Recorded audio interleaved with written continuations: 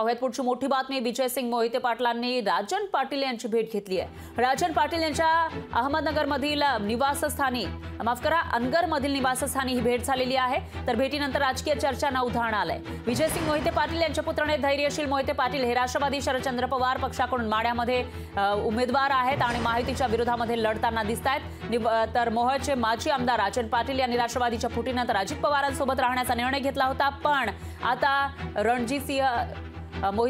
विजयसिंग मोहिते पाटील यांनी राजन पाटील यांची भेट घेतलेली आहे। त्यामुळे आता नेमकी ही भेट कशासाठी होती याविषयी चर्चा रंगलेली आहे। विजयसिंग मोहिते पाटील यांनी राजन पाटील यांची भेट घेतलेली आहे। राजन पाटील जे अजित पवारांच्या राष्ट्रवादी सोबत आहे, तर दुसरीकडे या भेटीनंतर आता चर्चेला उधाण आल्याचं दिसतंय, कारण विजयसिंग मोहिते पाटील यांचे पुत्रने धैर्यशील मोहिते पाटील हे मवियाकडून माढ्यासाठी लोकसभाचे उमेदवार आहेत आणि त्या पार्श्वभूमीवर आता विजयसिंग मोहिते पाटील यांनी ही जी भेट घेतली आहे त्यामुळे चर्चेला उधाण आलंय।